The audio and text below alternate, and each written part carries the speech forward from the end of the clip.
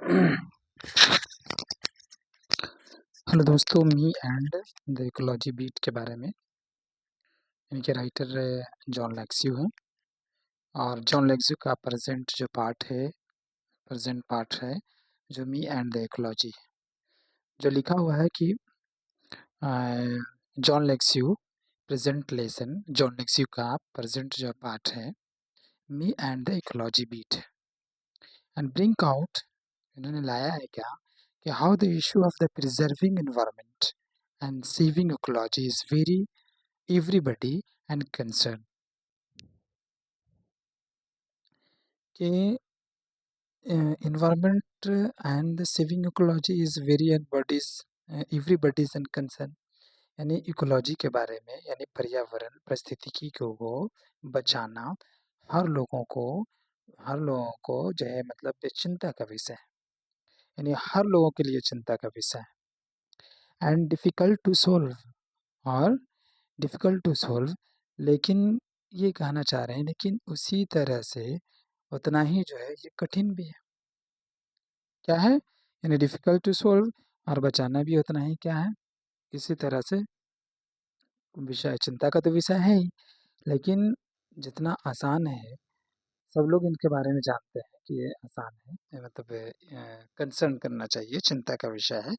लेकिन जो है डिफिकल्ट टू सोल्व ये सबके लिए है, उतना ही जो है सोल्व करना भी कठिन है।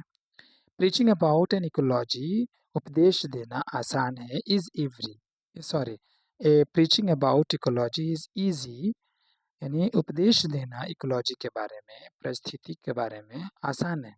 But it is difficult to abide and by the rules of the ecology preservation.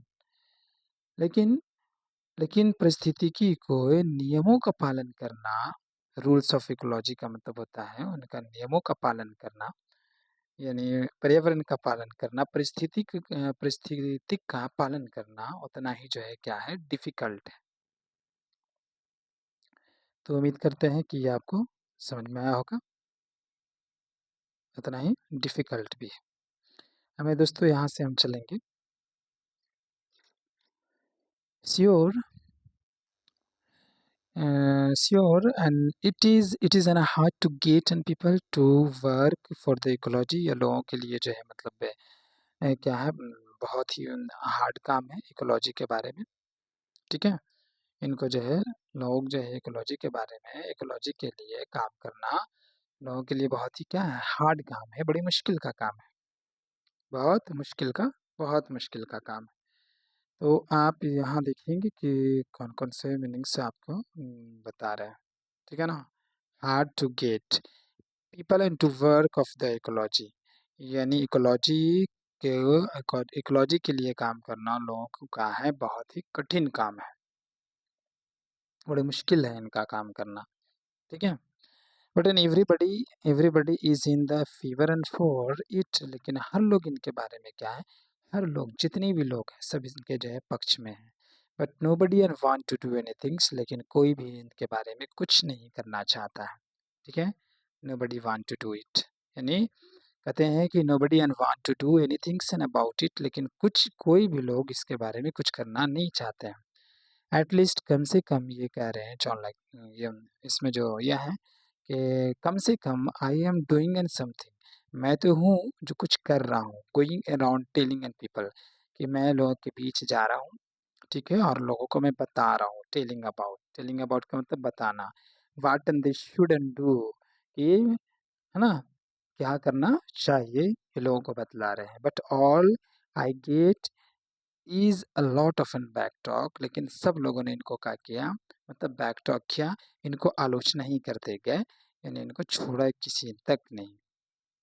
ठीक है, किसी ने चैन नहीं छोड़ा। कहते कि I have this and paper route, I have this paper route, कहते कि मेरे पास एक रूट पेपर था। माई फादर हैड वंस, मेरे पिताजी के पास भी रूट पेपर था। इसी के थ्रू क्या करते थे वो, जो है जहाँ जहाँ जाना होता था कलेक्टिंग करने के लिए, वो इसी के माध्यम से जाते थे। वेन ही, अब देखिए यहाँ पे क्या है, वेन। ठीक है, when he was a kid, कहते कि जब मैं बचपना था तो so he made me get one last 10 years। ठीक है, made he made me get and one last year उन्होंने बताया कि जो आखिरी जो साल था, between it it and my the homework, it and my homework देखते जाएं, it and it and my homework, मेरे कामों के बीच I hardly have time for the playing and ball and snuff. कहते हैं कि मेरा जो काम था, कामकाज के बीच में बड़ी मुश्किल से मुझे टाइम मिलता था क्या चीज़ करने के लिए, प्लेइंग करने के लिए, प्लेइंग बॉल करने के लिए। ठीक है, तो यहाँ पे लिखा है for playing ball, for playing ball, बड़ी मुश्किल से काम मौका मिलता था फॉर प्लेइंग बॉल करने के लिए। समन डेज कभी कभी तो ऐसा होता था कि I get in only a few innings, कि मैं बहुत ही कम ओवर में ही खेल पाता था, बहुत ही कम ओवर खेल पाता था, मतलब बड़ी मुश्किल से इनको मौका मिलता था। उसके बाद देखिए आगे का पैराग्राफ है, बट एनी हाउ किसी भी तरीके से ऑन सैटरडे के दिन व्हेन आई कलेक्ट, मैं कलेक्ट करने जाता था, कलेक्ट करता था वही कूड़े कचरे जो होते थे।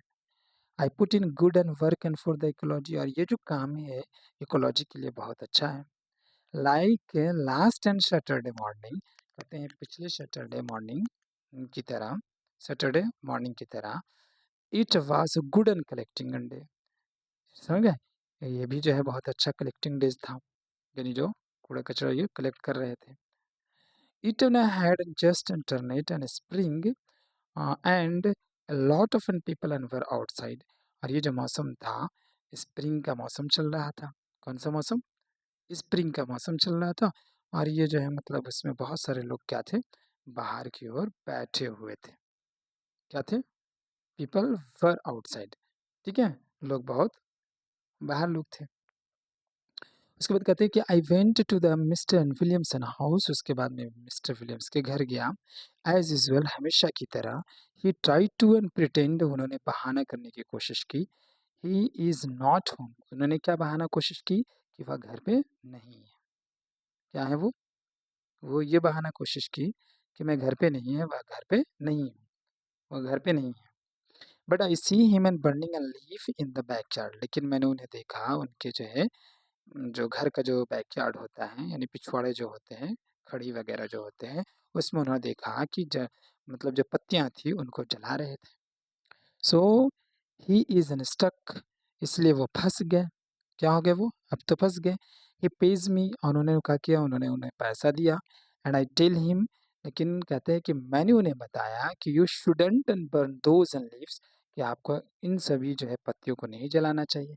क्यों नहीं जलाना चाहिए? कि it is a bad and for the air, क्योंकि यह जो है हवाओं के लिए जो है मतलब हानिकारक है। बैड फॉर इकोलॉजी, इकोलॉजी के लिए भी हानिकारक है। You shouldn't make a compost and pile like we do, आपको इसे क्या करना चाहिए, आपको कंपोस्ट बना लेना चाहिए। ठीक है, जो खाद्य जो सामग्री होते हैं उनको बनाना चाहिए।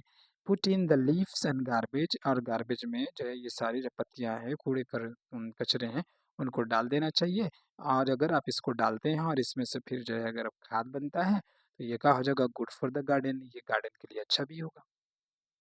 क्या होगा? गार्डन के लिए अच्छा भी होगा। बट ही डिजंट एग्री, लेकिन वह सहमति नहीं हुआ। कौन? जो मिस्टर विलियम जो है उनके बारे में कह रहे हैं कि लेकिन वह एग्री नहीं हुए। Hang his hang his and head in Shem, और ना ही वो जो है मतलब शर्म के मारे उन्होंने अपने सर को जो है मतलब क्या झुकाया। समझ गए? शर्म नहीं किया।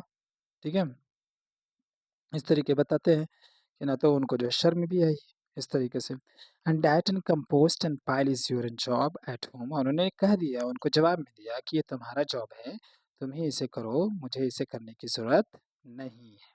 ठीक है, उन्होंने कहा कि ये तुम्हारा जॉब है, तुम इसे करो, ये तुम्हारी जॉब है, जिम्स इजंट इट। ठीक है, कहते हैं कि यस, इसके बाद नेक्स्ट पैराग्राफ में आ रहे हैं जो हम यहाँ से कह रहे हैं।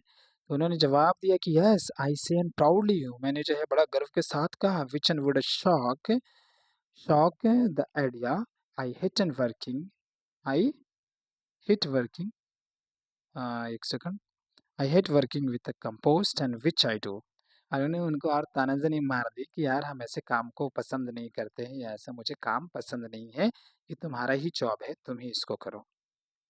उसके बाद जो देखते हैं यहाँ पे जो 7 मैंने जो है written and with the pen and indication मैंने जो किया है, इंडिकेट किया है।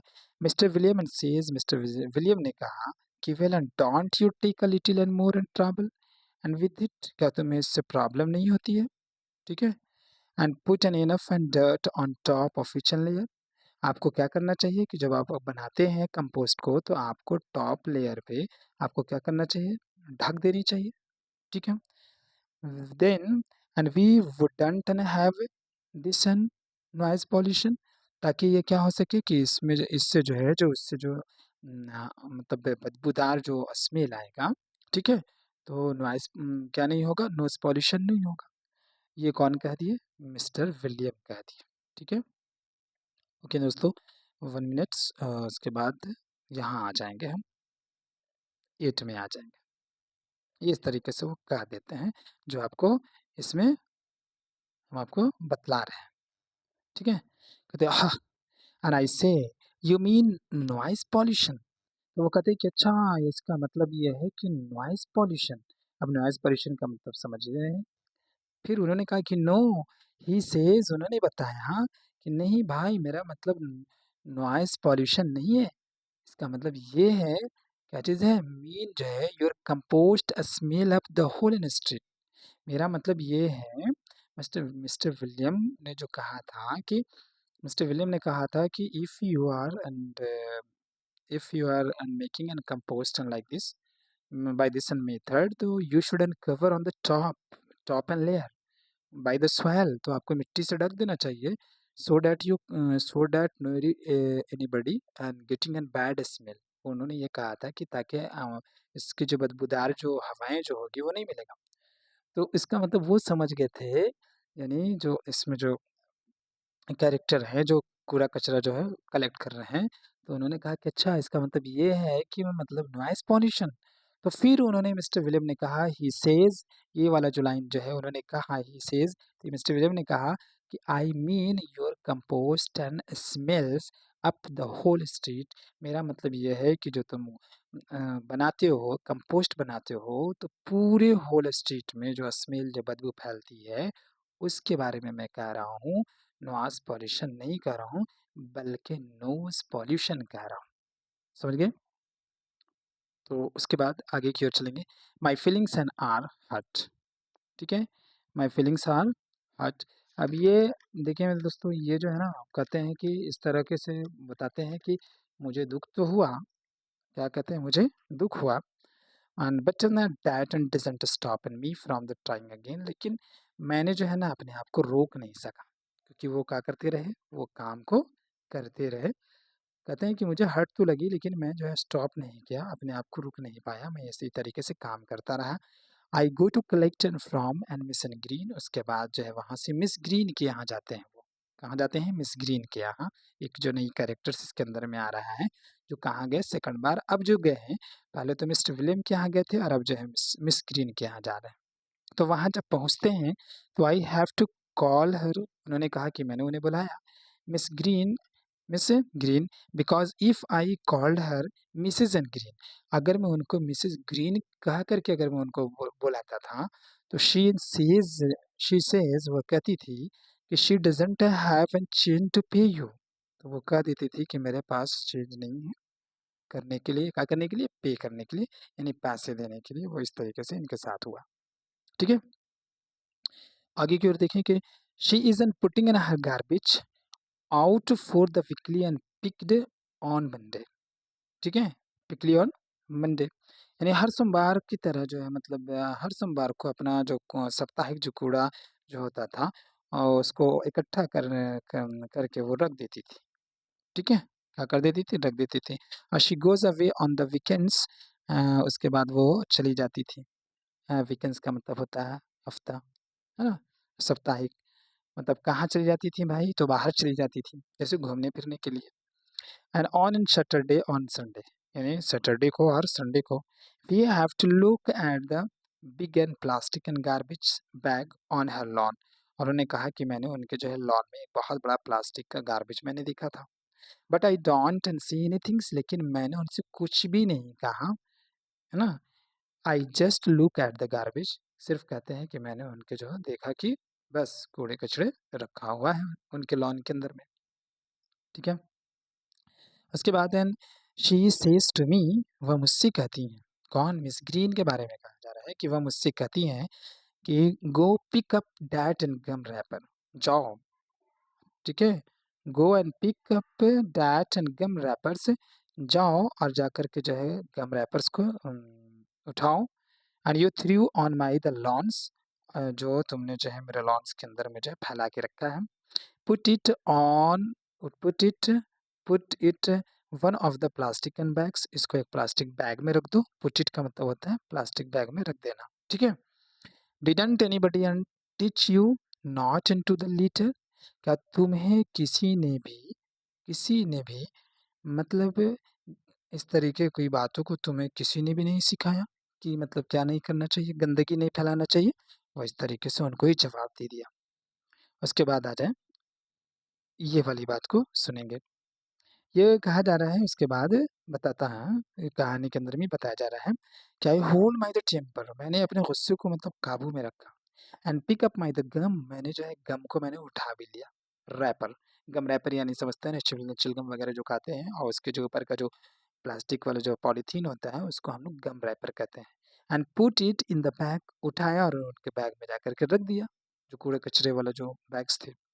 देन शी सेज, उसके बाद वो कहती हैं, ठीक है, कि and and there a law in this town, की यहाँ जो है ना इस शहर में एक कानून है about an keeping an dogs, कुत्ते को रखने के लिए, कुत्ते को रखने के लिए ये कानून ये है कि उनको जो है ना लेश करके रखा जाएगा, उनको बांध करके रखा जाए, ये शहर का कानून है। So why is your always all over the place, लेकिन कह रहे हैं कि क्यों तुम्हारा जो कुत्ता है ऑल ओवर द प्लेसेस, इधर उधर घूमता रहता है।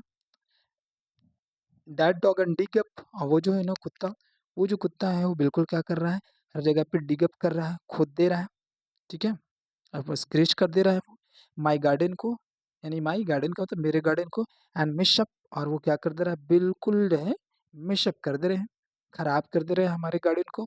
Eight last and weekend mister William and saw it, mister William ने देखा था लास्ट वीक को कि tear open one of the my garbage and bags, उन्होंने ये देखा कि मेरा एक जो गार्बेज बैग्स था वो बिल्कुल कैसा था, फटा हुआ था। उसके बाद ये देखिए कि वेल आई से, ठीक है, अच्छा है, अच्छा, आई से but I can't think of anything, कह रहे हैं कटिस कि मैंने जो है ना, मैंने कहा, अच्छा मैंने कहा but I can't thinks of anything and go, क्या कह रहे हैं लेकिन वो मुझे समझ में नहीं आया।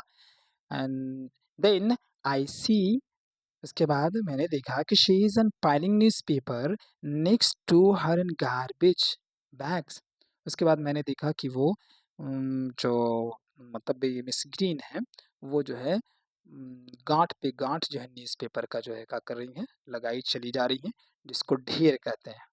मेरे दोस्तों उम्मीद करता हूँ कि ये समझ में आया होगा, और अच्छा लगा होगा तो बिल्कुल लाइक करें और सब्सक्राइब करें, और मेरे चैनल पे अगर नए हैं तो सब्सक्राइब भी करें, इसको ना भूलें। Thank you for and watching my video. Thank you.